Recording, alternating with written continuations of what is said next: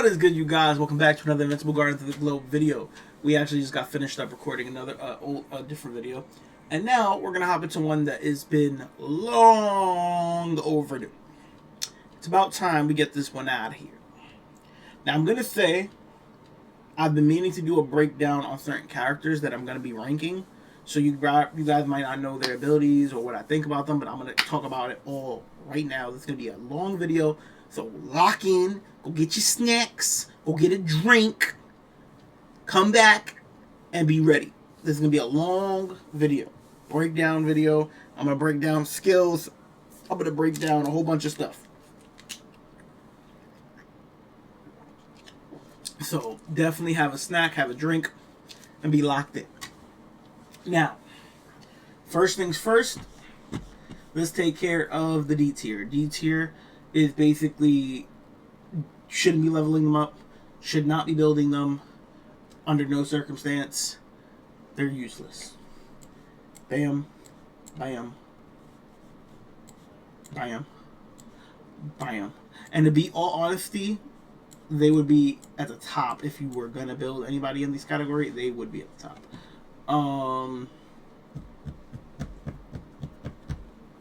No honesty, he belongs here too.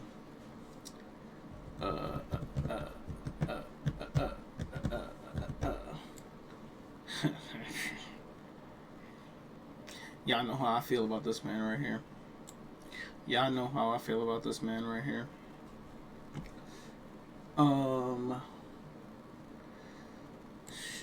If I'm being honest, if I'm being truly honest, these guys should be down here, but I'm gonna put them up here.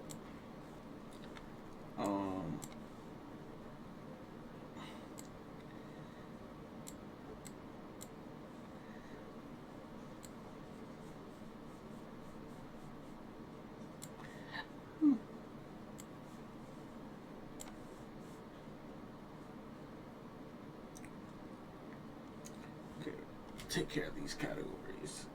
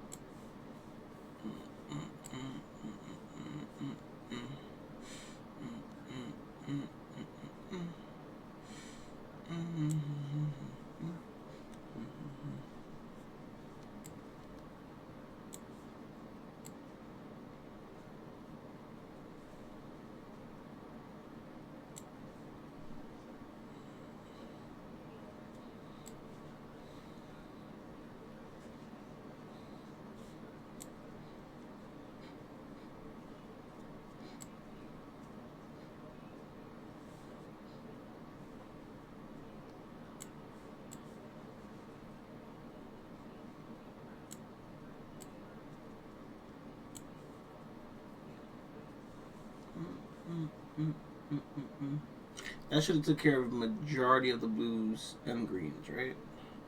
Yeah. Okay. So I'll explain this right now. So for the D tier, there is no reasoning at all to build a Martian Man. There's no reasoning at all to build a Darkwing 2. He absolutely sucks. In all honesty, these two guys have more reasoning to build if you were going to build them. And only reasoning to build these will be because they play well with Cecil and they play well with Donald. But in all honesty, it makes no sense to build them. They are fodder for a reason. No sense to build him. No sense to build him. No sense to build him. There's multiple better criminal defenders. Now, coming to C tier. Now, C tier, I'm basically doing it based off of there is a reason to build them. Doesn't necessarily mean it's a good reason to building, but it just means that there is a reason. So, for example, Isotope does have a reason to build for some people that want to drag out matches. If you're playing an arena and you're in a low arena and you don't have access to the best characters, Isotope isn't the worst because Isotope can drag out a fight, making it last a lot longer than it should. So that's one thing that you can use Isotope for. Now, I forgot his name, but this guy here, the I know his name starts with a K, but he does do a lot of stun damage and a lot of stun effects. So there is a use for him if you build him, but is he someone that you should prioritize building? No. Same thing goes for this guy. He does apply a lot of burn and burn damage, but does that mean you should build him? No, but he does have a use for that. Flaxen Leader and Oliver. There is truly no reason to build either one of them other than the fact that they have a case file. Flaxen Leader does have a passive ability that allows you to get more resources, but you would have to dramatically boost it for it to even benefit anything, and you would probably have to run 2 of them to really get like a real return on investment type thing. So I don't think it's really worth it other than the case files. Same thing kind of goes with Oliver. Oliver is mostly used in teams as a way to build up or strengthen, power up another character that you're already using. Like some people, such as me, I use 2 blue Olivers, or if not purple Olivers, alongside with my Universa, so that way she gets power boost and damage boost, like that. But other than that, I'm not using him in the sense of building him up, which is kind of what made me want to put him in D, but I put him in C simply because you will build him for your case file. Same goes with Black Samson. You will build him for your case file, pretty much nothing else. Aquarius I put above all of them because Aquarius actually has an actual in-game use. You can use Aquarius to get rid of immunity shields, and he can actually get rid of all 5 immunity shields. Let's say 5 targets have immunity shields, he can get rid of all 5 of them. He can also, if you power boost him to a really good state, he can not just get rid of immunity shields, he can get rid of all positive effects on an enemy team. So Aquarius is actually pretty decent if you build him up. If you build Aquarius to like 650 to 1,000, Aquarius is actually really, really good.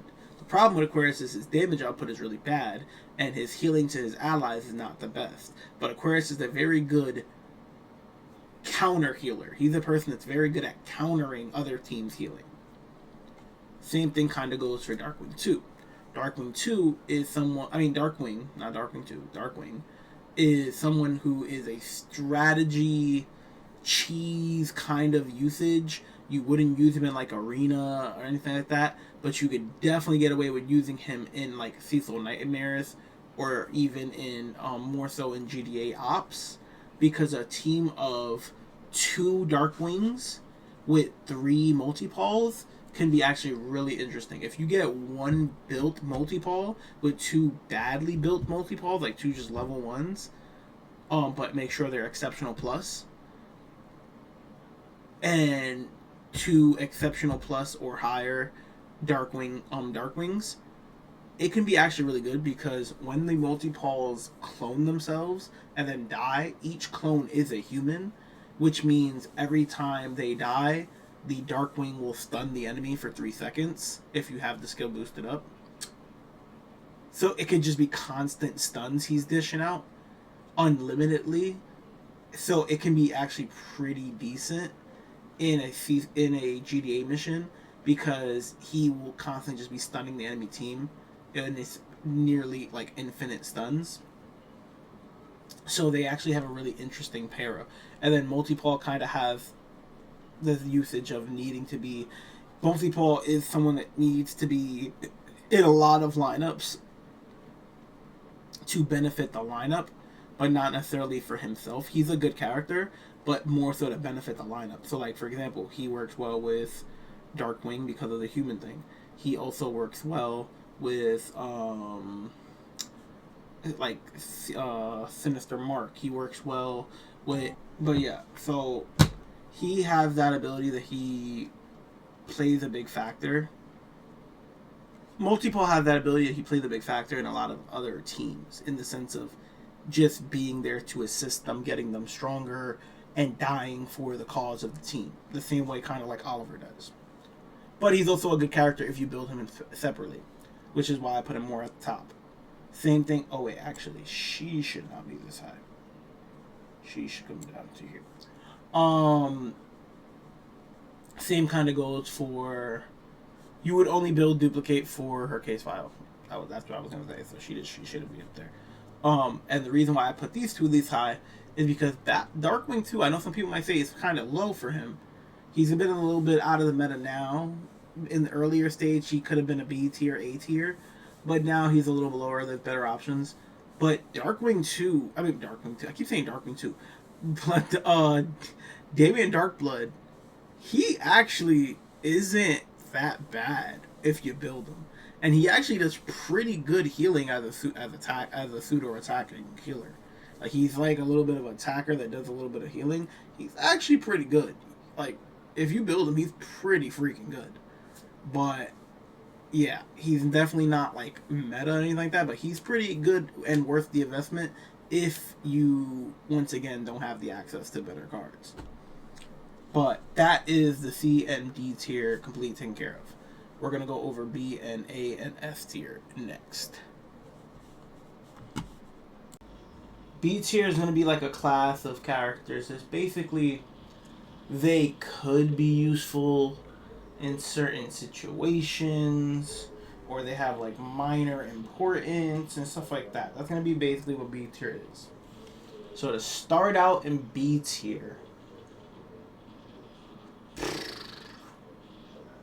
I think we start with Lucan. Like he'll be at the bottom here. Then after Lucan, probably go War Woman. I think War Woman's actually underneath Lucan, yeah. Then I would go Shrinking Ray. Shrinking Ray got a minor nerf when they tweaked her a little while ago, so she was bottom of A. I think now she's mid tier B.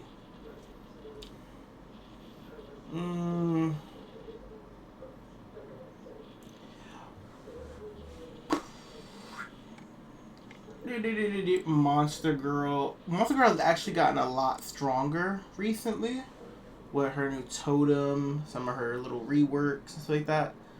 But she's still very easily taken care of.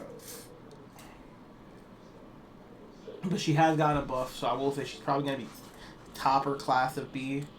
I would say Green Ghost. Green Ghost is still decent in the sense of slowing down a fight, kind of like how people will use Isotope here. I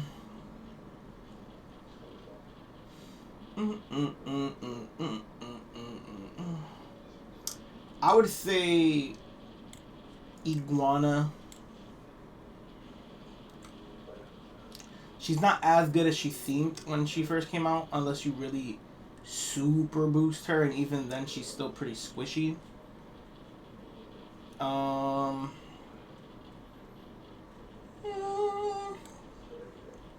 Rust. Angstrom. Rust. Angstrom. He really only works in a Mauler team, and although the Maulers are good, he's not.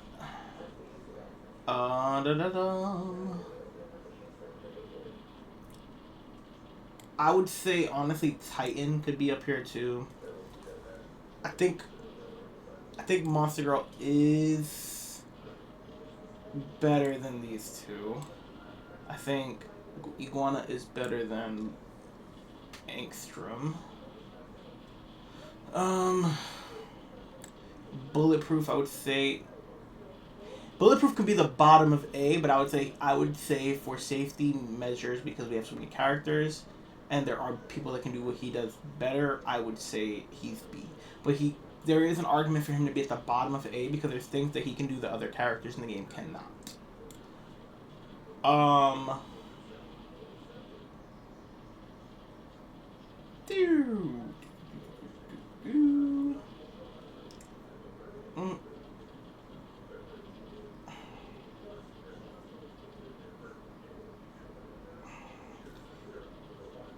I'm really debating right now in my head, do I want to put Russ Livingston in B or A? I'm going to put him in B, because I feel like most people overlook him, which is why I wanted to put him in A, but there's just so many people in the world beyond faction that he's competing with to get resources put into him and that's what's making me put him back. Because he's not weak by any means. I won't say he's weak by any means, but he's probably one of the worst characters in the world beyond faction. Not that he's a weak character or he's a bad character. He's probably just one of the worst in his faction, because it's so many strong people in his faction. I'm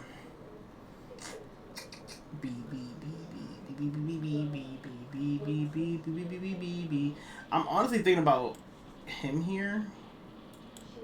I would honestly say something like that, because he has high potential and he could be A, because he does do devastating damage, and he is in the criminal faction, so you can pour a lot on him. But he's also haven't been many events. Like, I also have to go based off of, like, what am I going based off of? So, like, when I'm going based off of just skills and pure potential alone, he's A. But due to, like, the fact that I do lists based on everything, based on availability, based on missions, based on battle, arena, or alliance war, based on everything, I go based off of everything, he is not as accessible. So for that reasoning, I will put him in B over A. I do think he can be A if you're able to get him up. And he does deal high obsessive damage when you power scale him up in the right team. But I'm going to put him in B simply for the fact that he is not easily obtained right now without being a whale and going absolutely insane on his event. And other than that, he's just not obtainable. And then after that, I think it's fair to say the Maulers. And I was waiting to put them because the Maulers are the best that you can get in B tier. And the reason why I say that is, now, I will say, you probably can put these guys above. You probably could put these two only above, because they are both useful in everything. You can use both of these guys in everything. These two right here are mostly going to be exceptionally well in GDA missions and Alliance War. And the reasoning for that is, if you build a team of 4 range maulers or 2 of each, and you get them to Omnipotent Plus with a Powerplex, it is devastation. It is absolute devastation. The damage that team puts out is absolutely disgusting. Now we're here. And if I'm being honest, there's a few characters here that probably could be in B, but I'm going to respectfully put them in A. So, one that has fallen off dramatically off a cliff, for me personally, because I see a lot of people use him. Oh wait, what am I doing? I do think King Lizard is B. I think he's worse than Russ Livingston. Yeah. So, we're going to start off with Agent Spider. Agent Spider was really heavily used, so was Red Rush. Red Rush was heavily used a while ago. These two players have significantly gotten bumped out of the rotation. So you don't see them much at all in Arena anymore. And usually when you do, it's only because the person super power scaled them. So, yeah, if you super power scale anybody, they're going to be useful. And they're not that useful, honestly, in GDA Ops. But because of the fact that they were so good, and they still are good, their abilities are still good, there's just people that do their abilities a little bit better now. And there's still good options, but they definitely are not used as much as they were before. That I can say for sure. Definitely were not as used much before. You probably can even argue to put them in B tier now, but I would still say they're probably still A tier because their skills are still the same. They didn't get a nerf or anything. It's just there's people that are in the game that are better now at that stuff.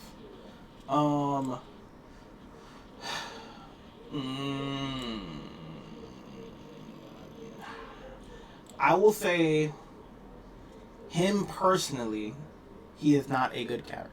Like, he's not an overly powered character. But simply because of how good he is in powering up a team, he can make the Maulers insane. He can make a Doc Seismic insane. He can make some robots insane. He can make Donald insane. So the fact that he can do that with so many different characters and power up so many different characters, like, he plays well, like, legitimately. Powerplex plays well with Doc Seismic, Donald, Darkwing 2, Darkwing,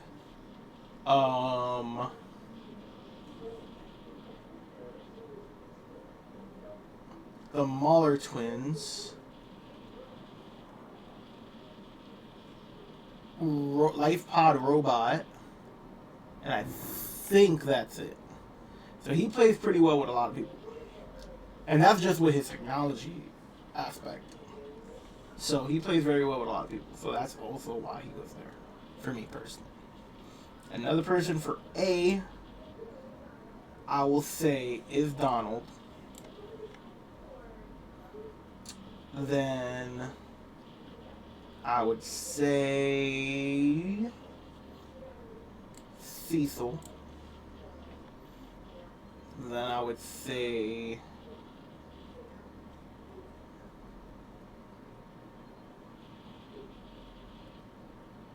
he has the ability to be the absolute destruction of 1,000 suns, but once again, simply just because of availability, I'm going to put him in A for right now. Once he becomes more available, if he becomes more accessible to get outside of just like niche events here and there, like if he actually gets added to the shop or to Arena shop or something like that, he's going straight to S. But because of the fact that there's not many ways to get him right now, I'm going to put him in A. His kit is okay. His ultimate is probably the best ultimate in the game. But he himself, unless you spent a lot of money, he is not S tier quality as of right now. Because there's probably not many people that have him higher than level, let's just say 650, which is Omnipotent Plus, unless they spent a lot of money. So I'm going to put him at A for that reason.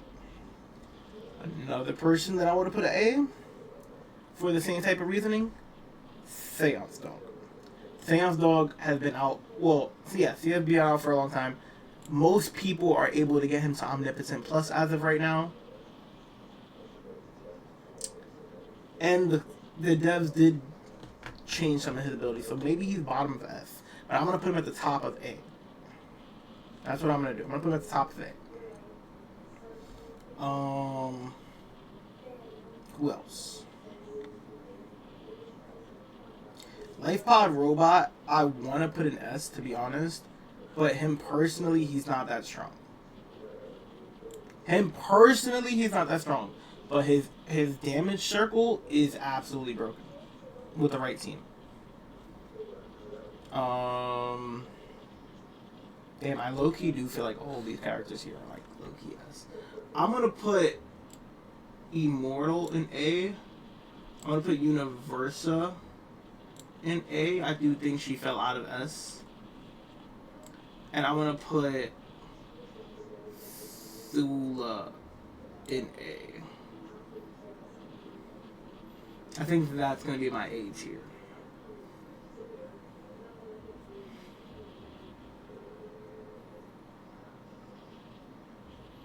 Well, no. Let's throw Rex in there. I'll put Rex right below Thula.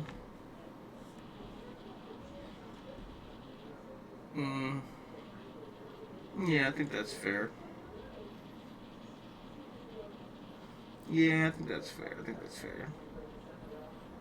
Okay. Now, I'm going to start with the bottom. So, these are all going to be S tier, obviously. But I'm going to start with the lowest to the highest, obviously. So, Battle Beast. He has the same damage, but he is a glass cannon.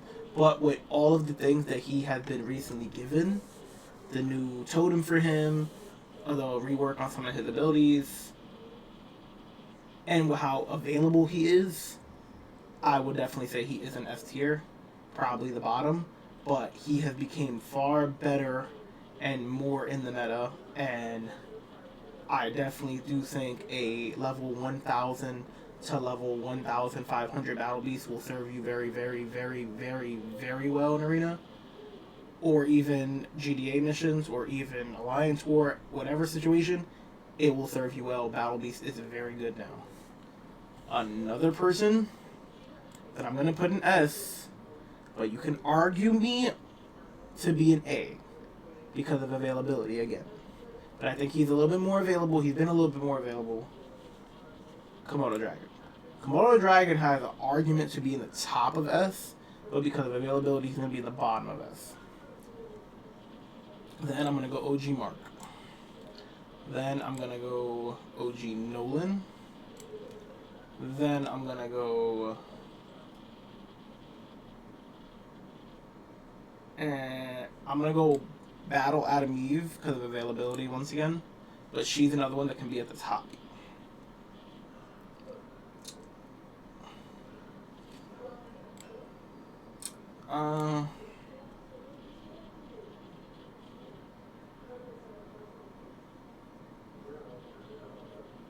I'm going to go...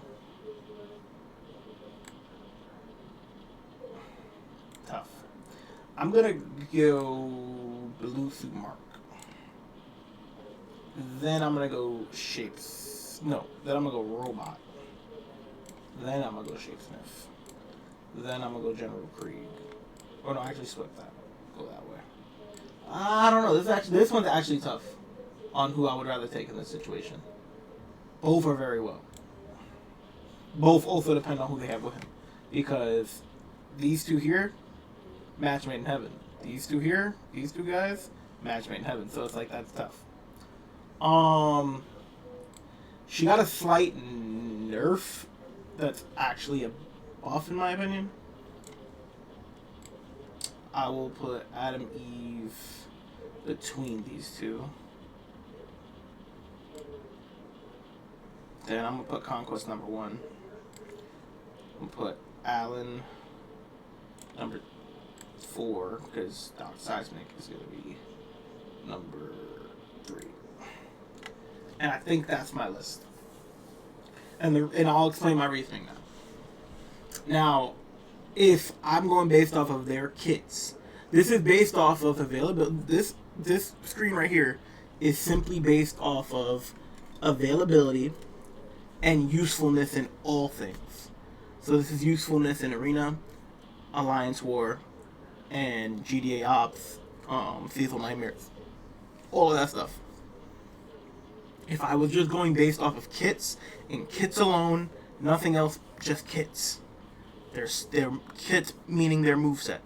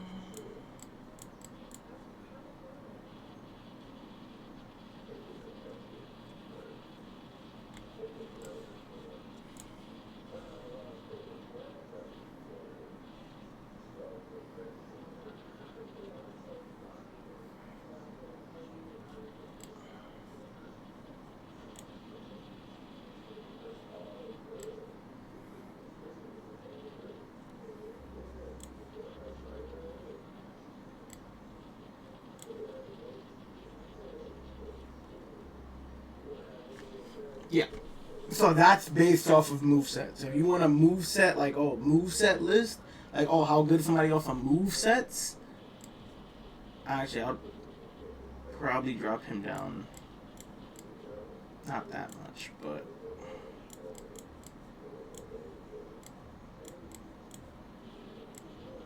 It ends up getting dropped down by that much. I would say he's better than those two. Yeah. I would say that would be it. Based off of movesets. Based off of movesets, that's what it would be. Based off of just straight up skills and nothing else but skills, no worrying about their leveling or nothing, that would be what it is. Based off of just skills. And that goes because of the fact that, like I said, certain characters up here are just hard to obtain. Armored Adam Eve is not easy to obtain if you didn't go get her in the past events that just happened. This version of Omni-Man is not obtainable. Seance Dog is not obtainable other than case files. Komodo Dragon has had a lot more availability than some of the other people, but he is not obtainable naturally.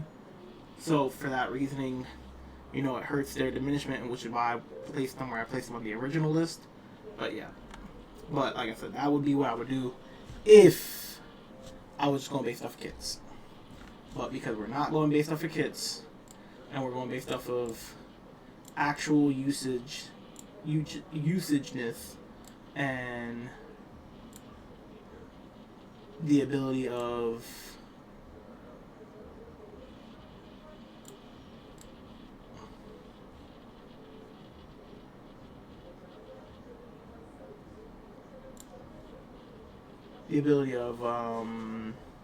what was I saying?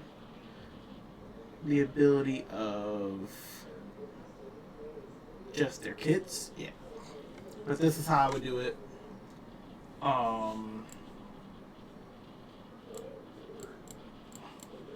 Otherwise,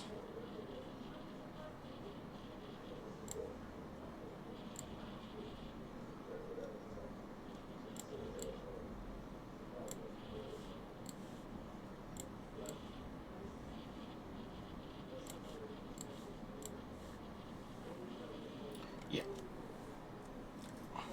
And she only falls down this low because she's literally just on a team to heal them. She's probably the best healer in the game, but it's just that she's there to heal. Robot honestly could be down here too, to be honest with you. Robot could be down there too. Robot is though better than Adam Eve solo. A Robot solo and an Adam Eve solo, Robot wins. A Robot in a team with a Shapesmith, Robot wins. A Robot in a team with a Life Pod Robot, Robot wins. But in a wide scale team, sometimes an Adam Eve is better than a Robot. So that's why it's situational there. But this is what I would say is my actual list for overall game. So you let me know what you think about it. Do you agree with it? Do you disagree with it? And yeah. With this being said, with this being my list, how many characters of the S tier do you have built, and how many characters of the A tier do you have built? And this should hopefully give you an idea of what characters to go build. But that's going to be all for this video. Hope this helped. I told you guys it's going to be a little bit of a long one. But hope this helped you guys. Thank you guys so much for all the love and support. Catch you guys next time. Make sure to like, comment, and subscribe. Catch you guys next time. Peace!